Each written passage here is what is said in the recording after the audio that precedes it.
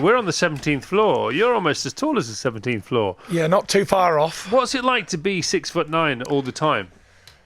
Absolutely fantastic. I wouldn't change it at all, apart from bumping my head on doorways and most other things that are low. Yeah. All right. So, first of all, breaking news: you're doing something with Robbie Williams for Christmas. What the heck are you up to with Robbie? Yeah, we got a Christmas single coming out, and Hey. I think it's going to be fantastic. Well, how did this happen? You know, Robbie was at one of my fights in Las Vegas, Right. and he came backstage to see me, and he said to me, "You're a bit of a singer. You sing after your fights. Would you like to do a Christmas song with me?" I said, "For sure. I'm a massive fan." And we got hooked up and got it done, and it's going to be out in a couple of days. So this is Robbie Williams' first ever dedicated Christmas album. Where did you record it? What can you tell us about it? It was all a thing where we was trying to fit it in, and I was supposed to come down to the studio in London to record it, but I never had enough time. So what happened was they came to my living room at home, set up a studio, All right. and I recorded it at home, yeah. Which home is this? The home where I live in Morecambe. In Morecambe. Now, are you based in Morecambe now, or are you based in America now? I'm based in Morecambe, that's where my base is, Right. but I'm back and forward all Because we've over. had lots of texts saying people see you often jogging on the prom at Morecambe. That's correct. So that's happening now. Now, you've just got back from Dubai? Saudi Arabia. Saudi Arabia. Okay, Saudi Arabia. Because you fancied a bit of wrestling. And it went rather well. Tell us about that. It was fantastic, you know. I've been a lifelong WWE fan. I had the opportunity to go and fight in the WWE on one of the world's biggest stages and events. And it went down a treat. I went over there to America to train for it for 3 or 4 weeks. Then went to Saudi Arabia and put on a big show at the Crown Jewel in Riyadh. And you were surprised, and you said people would be surprised at how intense WWE really is behind the scenes. Behind the scenes, it's very hard work. You know, Yeah. people think it's some fake sponge canvas or whatever, but the canvas is just as hard as the boxing ring, and the ring ropes are very tight, very demanding, and not only the physical side, but the mental side of it, all the travelling round as well. Yeah. I was over in America for 3 weeks, and I was on 16 different flights, back and forward, doing more media, this, that, and the other. So their schedule is very, very hectic for sure. So what was it like when you embarked upon your first WWE bout? Were you nervous? Were you excited? Was it a bit of fun? I was excited. I was very excited, to be fair. You know, I walked out in front of 70,000 people in Riyadh in the Middle East. 70,000. It was massive. The arena could have maybe hold over 100,000. It was the biggest arena I've ever been in ever, biggest stadium I've ever seen. It was a fantastic experience, you know, and I enjoyed every minute of it. How did it go? I won by count out. I knocked him out after 8 minutes of wrestling. Was there a plan there, or was There's sort of a role, but there's no guarantees on anything. You know, we just go in there and you practice your bits of things, what you're going to do, and you go in there and do it. But who was the guy? It was a guy called Braun Strowman. He's their biggest heavyweight fighter they've got. He's called the and monster he only among lasted men. 8 minutes. Yeah, 8 minutes of wrestling, and then I chinned him. Well, good, as long as everybody got paid, I suppose. Tyson, I think I'm the sports reporter, and I think you first came to I was trying to think when I was reading the book. I think you first came to my attention, as you did many other people's, when you turned up to that early press conference in, was it a green Lamborghini, full Batman costume, and then you know, and you look at the front cover of your book, which I very much enjoyed, by the way. Thank you. This photograph, you looking quite scary. I mean, you obviously can, and you do, and it's called Behind the Mask. Yes. So this is presumably the mask on the cover of the book, and the Batman costume, that's all the mask, is it? Yeah, you know, there's two different sides to Tyson Fury. There's Tyson Fury, the dad at home, the father, the husband, the son. There's Tyson Fury, the showman, the entertainer, the boxer. Total different people. And all my life, I almost played a character in sports to be noticed, I suppose, and get to where I'm supposed to be going. Until I got lost in character, until I couldn't change from being a character that was playing to the real me. There was a breaking point in my life where I knew if I was ever going to get back to normal after having breakdowns and suicidal thoughts and suffering mental health problems, that I needed to get rid of the mask and just be me and show the real Tyson Fury, not an act. And now that's what I'm managing to do on a daily basis. And this is the real Tyson Fury that's walked into the studio this morning. There's no more acting anymore. It's all me. It's funny because it swallowed you up, didn't it? You know, because it was a character, and you did design your character, but then it took over you, didn't it? It did. I played a pantomime villain very well, and you know, I've read stories of actors acting in movies and they go in character and they can never get out of it. Yeah. You know, that this does happen quite a bit actually. It may sound strange, but it does happen. And yeah, I got lost in character and I couldn't find a way out. It's funny, isn't it? Because it happens a lot more in rock and roll, to be honest. I mean, you know, you hear these stories of, you know, I could name bands' names and they wouldn't mind me naming them because they've all written about it. But they go on stage and it's what they've dreamt about all their lives, you know, from being a kid. And they get up there and they are rock gods for 90 minutes or a couple of hours or whatever. But then the lines get blurred, you know, and they begin to live that life. And that life is unsustainable. It's not dissimilar. 100%, it's unsustainable. Anything in moderation's okay, but when you're doing it every day, forever, then how long are you going to last? Tell us about the Tyson Fury at home then. What sort of dad are you? What plans have you got for Christmas? Yes, I'm a full-time hands-on father. I take the kids to school in the morning, get them up, feed them breakfast, pick them up from school. When I'm at home, this is. I'll get up and do my jobs, what I have to do around the house, and get all my errands done, what I have to do. And yeah, it's hard work. Five children. 5 children is hard work for sure. And you've got to fit training in because you've got Deontay Wilder on the horizon. Yeah, I train twice a day as well.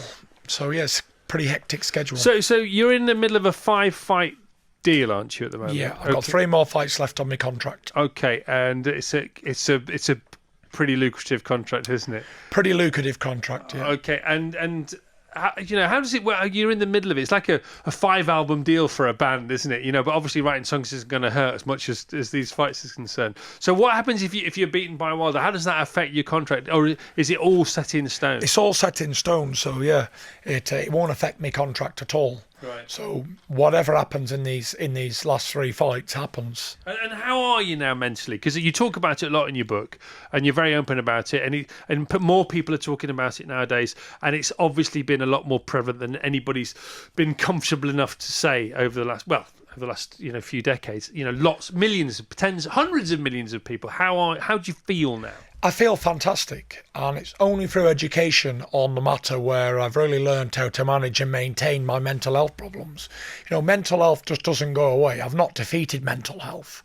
I believe that he'll always be there with me, and it's just a part of me now that I can control, where before I didn't know what I was experiencing. I'd suffered with depression, anxiety my whole life, but up until 2016 I never really understood it at all. I just thought I was having like bad mood swings or whatever, and now I understand and now I know what I have to do to live a normal life. And I feel so much happier after I've had this breakdown now. I feel so much happier. I've got such a lust and a love for life, where before I just wanted to die on a daily basis. Which is crazy, isn't it? Okay, because you achieved your dream, but all you were left with was absolute sort of self-pity and depression. So you were called Tyson Fury because your dad was a massive boxing fan. And so you are actually named after Mike Tyson. That is the thing, isn't it? That's correct. I'm named after Mike Tyson. When I was born, 1988, Mike Tyson was in the height of his career. Yeah. My dad was a professional boxer before me, and his hero was Mike Tyson. So he had a son, second son, and he called me Tyson after him. Tyson Fury. I mean, you sound like he could either be a superhero or a sort of 1960s Hollywood villain, I suppose. Tyson Fury. And you, the first time you boxed against your dad, is this true? Did you actually break your dad's ribs the first time? He said, "Come on, then, let's see what you've got." That's correct. He did insist that I punched him up the ribs to see if I could punch hard and to see if I had the ability to do damage. Like you do. And it's like, I don't want to do this. He was like, "No, I insist." I said, "I'm not doing it, Dad. I'm not going to hit you." He insisted, so I cracked him, and I ended up breaking 3 ribs. And you were 14 at the time? 14 years old, and he said, "Okay, you can go to the gym." Did he get? could he get the okay out? You okay? After about 5 minutes, he got the okay out. That's for sure. I got to tell you. You know, there's a picture of you on the front. I think you look. I said this to Vasquez. You look a bit like Chris Robshaw there. You know, you're snarling and on the front cover of your book. But inside, you say that this is the mask, this is the character. But I've never seen a harder looking baby than that. And you were quite a small baby as well when you were born. Quite a small baby, born 7 weeks premature. Yeah. Okay, look at you there. It's got a little fist cocked already. Twice on both photographs. How old are you there? I'm not sure. It looks like a newborn to me, and the one above it looks like a baby a few months old. I wouldn't argue with you there, let alone now. Honestly. He's a scary looking dude there, that's for sure. Have a look at that right fist. How old are you now, Tyson? I'm 31 years old now. 31. God, you have the air of an older man, if you don't mind me saying. I probably look a lot older as No, well. no, I and don't. I feel 65 years old. I don't I've think had you. a hard paper round. I don't think you look older. You just have the air of when you've lived a life and you're only 31. Blimey, right? I wouldn't have you for 31 at all. And so what's the plan then? So you got 3 more fights left. Yeah, you got the first big fight. Is it February next year? Yeah, February 22nd next year. And 2 more after that, either way. Yeah. And you like to fight in America and North America. What's the plan? Because you're still. Is there a time limit to this current contract? There's not a time limit, no, but There's a fight limit. There's a fight limit. Which will be a couple of years tops, I would imagine. A couple of years tops. I should have 2 fights next year, maybe even 3. Right, and then what would you do after that? And after that, we're going to see, because I'm already managing young fighters coming through. Right. And yeah, that's what I want to do. I want to open a boxing gym. Not to be a trainer or anything like that, but to give other young people like myself an opportunity to do something in sports, because without the gym being there, the boxing club, I wouldn't be the man I am today, that's for sure. I may have went down a different route or whatever. So, there may not be a champion come through at my gym, but I'd like to give someone an opportunity to do so and work with young fighters too and help them and guide them on whatever. A lot of people say that boxing especially is such an escape for young people who might be going down different, young men, young women who just to have the gym there, to have that regimented training, to have somewhere as well to get the aggression out, I guess. That's for sure. Routine in life is very important. And to have a structured life and give these kids a drive, a goal, and to exert their energy, for sure. Even if they don't want to be sports people, I push kids towards sports anyway, because it gives them something in their life. They're a part of something. They're a part of a team, a club. And it's better than going to a sports complex than hanging around the streets. Did you you've earned a load of dough now? Are you protected with that? Because a load of people, especially fighters, have earned loads of money and lost it all. Are you sorted there as well? I'm not a big spender, and I believe someone who doesn't spend that much is probably better off than investing wisely. So yeah, I don't live an extravagant lifestyle. I live in Morecambe, for God's sake. I don't live in a mansion. I live in a normal house. Nevertheless, you hear these stories, but do you feel quite confident from that point of view?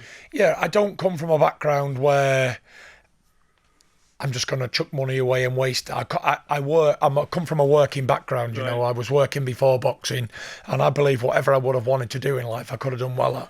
When you woke up the day after, before the demons kicked in, the day after you became the undisputed champion of the world, what did that feel like? I was down straight away. Really? Was it instant? Within 5 or 6 minutes after the fight, as soon as I went into the press conference, I was already on a downward spiral for sure. Well, because that was it. That was it. I'd achieved my dreams. I'd climbed Everest. That was it. That was the be-all and end-all of my life. That was my whole purpose in being a boxer, and that was achieved. And I just didn't think there was any more I could achieve. But that's all turned around now, and you're singing on a Christmas single with Robbie Williams. Yeah. Does it get any better than that? But that's the thing, isn't it? Because you just need somebody to tap you on the shoulder and say, somebody who's been there saying, okay, and the great danger here is called the paradise syndrome. You've reached paradise, now what do you do? That's what it's called.